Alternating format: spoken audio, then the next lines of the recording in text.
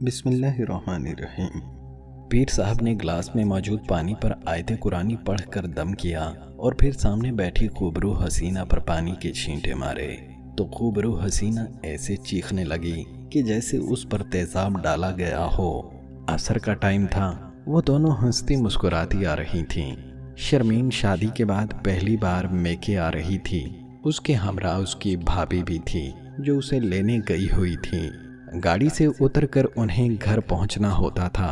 रास्ते में उन्होंने एक चश्मे से पानी पिया और कुछ देर बैठकर ढेरों बातें की। शर्मीन और उसकी भाभी की गहरी दोस्ती थी। वो नंद भाभी की तरह नहीं बल्कि बहनों की तरह रहती थीं। काफ़ी देर बैठने के बाद जब वो चलने लगीं तो उनकी नज़र सामने घास पर बैठे एक खूबसूरत बच्चे पर पड़ी जो घास से खेलते हुए हंस रहा था। कितना खूबसूरत बच्चा है ना। शर्मीन ने रुककर मोहब्बत से उसे देखा। हाँ यार, बड़ा ही खूबसूरत है। भाभी ने उसकी तरदीद की। मुझे उसे उठाने को जी चाह रहा है, चलो चलकर उसे उठाते हैं। शर्मीन चलने लगी तो भाभी ने उसकी बाजू पकड़ ली। नहीं शर्मीन, इस तरह किसी के बच्चे को उठाना ठीक नहीं है। कोई आ जाएगा तो क्या कहेगा। हमें चलना चाहिए, देर हो रही है। सईद डांटेंगे, कहेंगे कि देर कर दी है। ओहो, कुछ नहीं होता भाभी, बस 2 मिनट। शर्मीन की जिद पर भाभी भी उसके साथ चल पड़ी। शर्मीन ने करीब पहुंचते ही बच्चे को प्यार से पुकारा और बहुत ही मोहब्बत से उसे उठा लिया। शर्मीन के उठाने की देर थी कि उसके हाथ से बच्चा गायब, बल्कि पानी से हाथ भर गए। दोनों हैरत की मारी हक्का बक्का रह गईं। भाभी, ये क्या? बच्चा कहाँ? बच्चा? पानी? शर्मीन, चल, हमें चलना चाहिए, देर हो रही है। दोनों भागते हुए चल पड़ी। दोनों के हवास उड़े हुए थे। भाभी, मुझे तो खौफ महसूस हो रहा है। शर्मीन पीछे मुड़कर देख रही थी। शर्मीन, भाग, पीछे मुड़कर ना देख। भाभी, हमारे पीछे कोई है। कौन?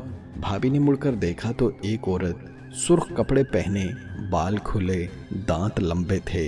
वो निहायत बेशक्ल और खौफनाक सूरत में थी। उन दोनों ने भागना शुरू कर दिया। शर्मीन, आयतल कुर्सी पढ़, भाभी ने भागते हुए कहा। ला हौला वला कुव्वता इल्ला बिल्लाह। भाभी ने चढ़े सांस में अल्फाज दोहराए। घर जाते ही शर्मीन को टूटकर बुखार चढ़ गया और वो सो गई। भाभी रात भर डरती रही और किसी से इस बारे में कुछ ना कहा। उसे डर था कि उसके शोहर यानी शर्मीन के भाई सईद कहेंगे कि इतनी देर तक तुम दोनों वहां क्या कर रही थीं। रात भर खौफ और डर में कांपते कांपते गुजारी। जरा आंख झपकाती तो उस बदसूरत औरत की शक्ल उसके सामने आ जाती तो वो डर कर बैठ जाती और दरूद शरीफ, तीसरा कलमा, आयतल कुर्सी पढ़ना शुरू कर देती। उसे शर्मीन की भी बेहद फिक्र थी कि जाने वो किस कदर डर और खौफ में मुब्तला होकर शदीद बुखार में मुब्तला हो गई। सईद की आंख खुली तो उसने अपनी बीवी को बेड पर बैठे पाया तो हैरान होकर बोला, नींद नहीं आ रही, मैं सो जाऊंगी, आप सो जाएं। सबा मुश्किल से मुस्कुराई। अच्छा, ये लाइट तो बंद कर दो ना। लाइट बंद? वो कांप उठी। हाँ क्यों, लाइट बंद नहीं करनी चाहिए क्या? हाँ ठीक है, करती हूँ। उसने कांप कर कमरे की लाइट ऑफ कर दी। अंधेरे में उसे यूं महसूस हो रहा था जैसे उसके बेड पर कोई आकर बैठा है। उसने कंबल ओढ़ लिया, मारे डर के उसके पसीने छूट रहे थे।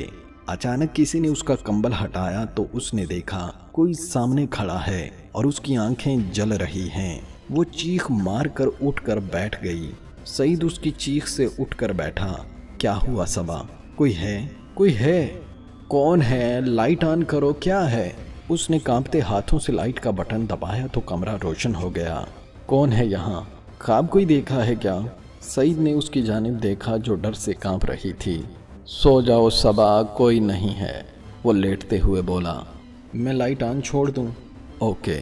दूसरी जानिब शर्मीन का बुखार था कि उतरने का नाम नहीं ले रहा था। उसे इस कदर बुखार होता कि उसे होश तक न रहता। डॉक्टर से दवाएं लाईं मगर कोई असर न था।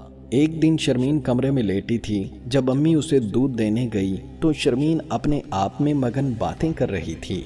नहीं छोड़ूंगी, मार डालूंगी तुम्हें। अरे शर्मीन, किसे मार डालेगी? चल उठ, दूध पी ले। अम्मी ने दूध का गिलास आगे किया तो उसने गिलास फर्श पर दे मारा और अम्मी का गरजते हुए गला दबाने लगी। उन्होंने शोर मचाया। सईद भाग कर गया।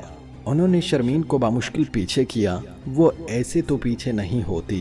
भाभी दरवाजे में खड़ी मुसलसल आयतल कुर्सी पढ़ रही थी। इसे कह मत पढ़ वरना मैं इसे मार डालूंगी, शर्मीन ने गरजते हुए कहा। सईद और अम्मी हैरान थे जबकि भाभी रो रही थीं।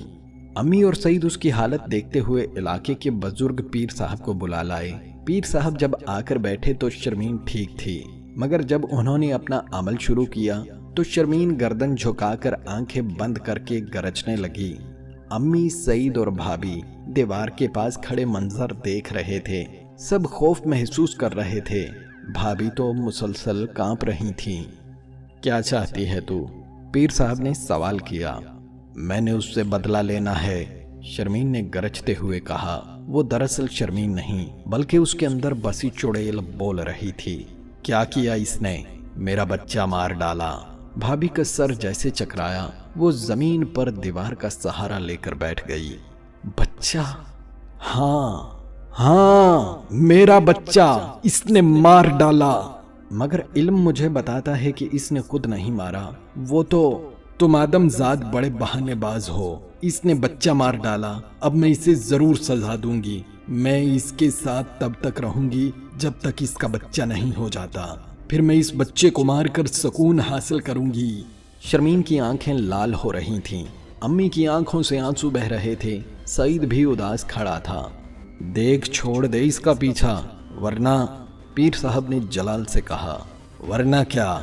तू क्या कर लेगा बुढ़े? मैंने बड़े बड़ों के छक्के छुड़वा दिए। तेरा इल्म तो कुछ भी नहीं। शक्ल देखी है अपनी? पीर साहब ने पानी के गिलास पर विर्द पढ़कर दम किया। वो खून आलूद आंखों से उन्हें देख रही थी। पीर साहब ने दमशुदा पानी के गिलास से पानी के छींटे हाथ से उसके मुंह पर मारे। मत कर ऐसे, मत कर, बहुत पछताएगा, उसने तड़पते हुए कहा। पीर साहब मुसलसल छींटे मारते गए और साथ साथ विर्द भी करते गए। यूं शर्मीन चीखें मारने लगी और तड़पते तड़पते बेहोश हो गई। जब होश आएगा तो बच्ची ठीक हो जाएगी। पीर साहब ने घर वालों को तसल्ली दी तो घर वालों की सांस में सांस आई। शर्मीन को जब होश आया तो वो ऐसे थी जैसे उसे कोई कितनी मुद्दत से मारता रहा और अब उसकी जान छूटी है। उसके जिस्म का एक एक हिस्सा दर्द कर रहा था। भाभी ने उसे गले लगाया और रो दी। ये बात थी जो तुम रात को डर रही थी। सईद की बात सुनकर भाभी चौंक उठी। जी, मगर मैं कहूँ तो आप गुस्सा करेंगे। तुम पागल भी हो, अब पता चला। जब अपनी परेशानी बताओगी नहीं तो हल कैसे करूँगा? और मैं हर बात पर गुस्सा थोड़ी करता हूँ। वो तो आप नहीं करते। बस, भाभी रुकी। बस छोड़ो, दोबारा ना बताने वाली गलती हुई तो फिर गुस्सा सच में आएगा, सईद ने कहा। अल्लाह ना करे ऐसा फिर कभी हो, भाभी ने अफसुर्दा लहजे में कहा। आमीन। शर्मीन ने सांस छोड़ा। ना ही करे अल्लाह, पर बात तो कोई भी परेशानी की हो सकती है ना, सईद ने मुस्कुराकर कहा। ओके, ऐसा नहीं होगा, आप बैठे, मैं चाय बना लाती हूँ। भाभी मुस्कुराकर चल दी। सईद ने मुस्कुराकर शर्मीन के सर पर हाथ फेरा तो वो भी मुस्कुरा दी। अगर आपके पास भी इसी तरह का कोई वाकया या कहानी है तो आप हमें इस ईमेल पे अपनी कहानी, अपनी रुदात भेज सकते हैं। अगर जिंदगी ने वफा की तो अगली वीडियो में आपसे मुलाकात होती है। इजाज़त दीजिए। अल्लाह निगहबान।